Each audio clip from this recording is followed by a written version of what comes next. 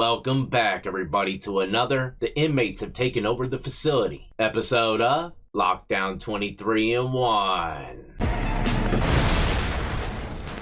That's right, today, ladies and gentlemen, we're traveling to a North Carolina regional jail. Bertie Martin, to be exact. Hopefully I pronounced it right, and I do believe we covered a couple stories coming from this place in the past. Either way, yesterday I got a link from my dad, and it said that inmates have taken over the facility. It's pretty rare to hear these types of situations taking place, but, you know, me being an ex-con, going to prison 2 times, I'm always intrigued to hear how everything went down. Either way, let's get into it, ladies and gentlemen. If you're new to the channel and enjoy all things lockup and crime related, then this is absolutely where you need to be. Hit that like, subscribe, notification bell before you leave, and check out my beautifully assorted playlist with many more videos for you to start watching today. Alright, it says on Monday, June 29th, 2026, an inmate takeover and hostage situation occurred at the Bertie Martin Regional Detention Center in Windsor, North Carolina. The facility is a 90-bed regional jail located in the eastern part of the state that houses pretrial detainees and short-term inmates. Well, first and foremost, this must be a pretty small town because a 90-bed facility is pretty tiny. And second of all, it says it houses pretrial detainees and short-term inmates. What would make a facility filled with mostly short-term inmates do something like this? I'll break down what we know here in 1 second, but the siege lasted for nearly 10 hours before local, state, and federal law enforcement safely regained control. The incident began when inmates assaulted the on-duty staff. At the time, there were 88 inmates and only 3 correctional officers inside the facility. So if there's only 3 correctional officers in the facility, that means one of them has to be working master control. Another person has to be working, you know, I don't even know if where he'd be the kitchen, and the other one working the cell blocks. I mean, I honestly don't know where the 3 would go. Hopefully they break it down here in a second. But 3 correctional officers for 88 inmates in the whole facility, I'm sorry, it's just not enough. That's absolutely unreal. But it continues saying that at least one of the inmates managed to grab a set of keys used to unlock the cells. The inmates quickly seized control of parts of the building. One of the 3 guards managed to escape the building shortly after the assault began. The remaining 2 guards were taken hostage. The Bertie County Sheriff's Office received a distress call around 5 a.m. because the first arriving deputy could not get inside. Imagine that you're walking into your shift, man, all the doors are locked, you might be seeing some smoke and tables turned over. You know right away it's go time. Get the hell out of Dodge and call the feds. National Guard, whatever, man, they got control of this place, y'all. If I was in that CO's shoes, I would have been amping it up on them frequencies, man. Like, we gotta get the tanks out here immediately. But it says because the first arriving deputy could not get inside, law enforcement established a secure perimeter. Over 20 local, state, and federal agencies, including the North Carolina State Bureau of Investigations, SBI, and the FBI, converged on the scene. I always think about that too, you know, whenever I watch like interrogation movies from the 90s, how these different groups of law enforcement are beefing to see who's going to take control of the situation. Is that really how it goes down, man? Anybody out there who's been in the mix, like, on that side of things? Let me know a little bit on that. But at 9:30 a.m., following hours of intense negotiations, they were going back and forth with them, probably using the landline in the prison. They must have promised him something good because it says the inmates released the 2 guard hostages along with a group of 18 inmates who wanted no part in this standoff. Those were probably all the short timers, man. They're like, hell, what are y'all doing? I go home next week. But it says shortly after that, a large group of inmates surrendered and was released. At 2 p.m., authorities officially cleared and secured the building. Tactical teams moved in, and the remaining inmates largely complied. A total of 80 inmates were loaded onto transport buses and redistributed to other detention facilities across the state. Look at that!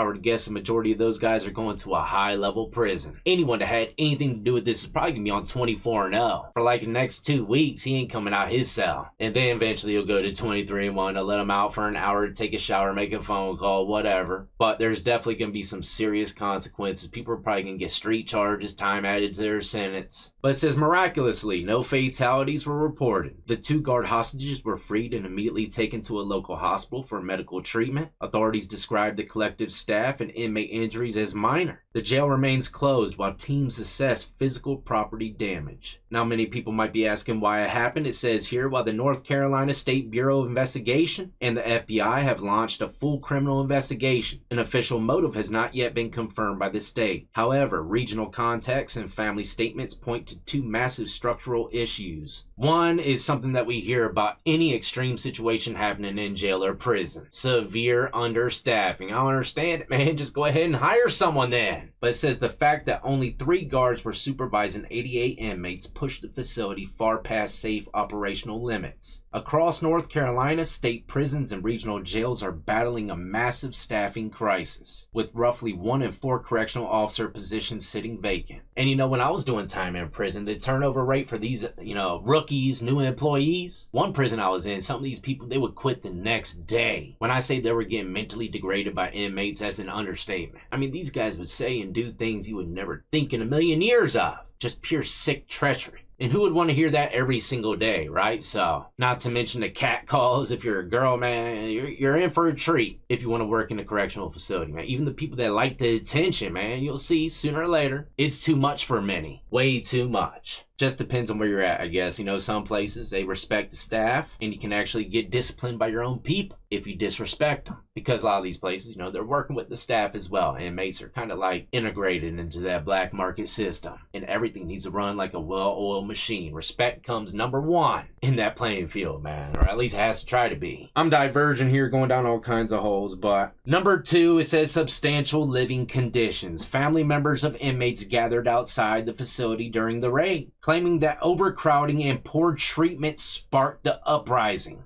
A lot of stuff been going on down at that jail. They not feeding them, not letting them take baths, not doing that thing. Y'all feel like a riot just broke out no.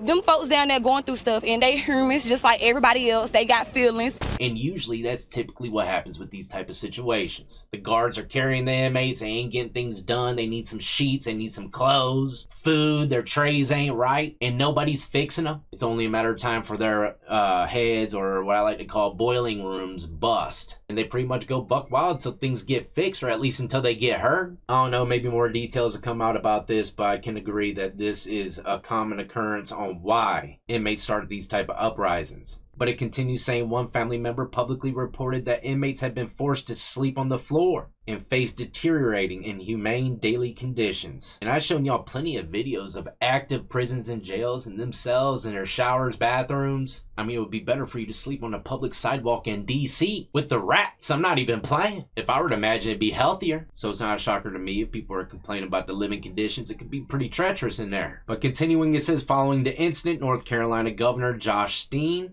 I don't know exactly how to pronounce it, but it says, released a statement emphasizing that the perpetrators will be held accountable, but noted that the state must do more to recruit, retain, and compensate officers to ensure facilities remain safe.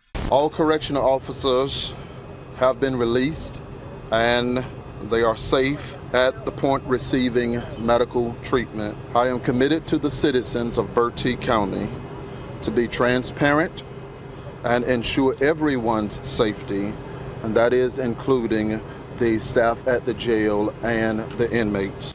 And that's that, ladies and gentlemen. Like I said, a lot of people today are probably facing decades more in prison or jail for their little, 20 whatever hour uprising they did. A lot of guys probably didn't do nothing but throw a chair. Guess what? They don't care. You're a part of the mix. You're in for the ride now. I know a lot of guys are sick today. But shout out to those 18 cats that said they didn't want nothing to do with it. They probably got a bright future ahead of them. They know how to follow some kind of rules and regulations, and they know they got something to lose. At least there are no fatalities though, right? And no one was really severely injured. There's been many situations like this in the past where it was very bloody. It's gonna be a hot one today over here in East Tennessee, though. I'm probably gonna go to Carolina, find me a little dipping hole. Cool these phalanges a bit. Creek, river, or something. It's the best part about living out here, man. There's so many different avenues you could take. So move on down and get yourself wet as well. Until the next time, as always, y'all be easy, be safe, and more importantly than anything, stay free.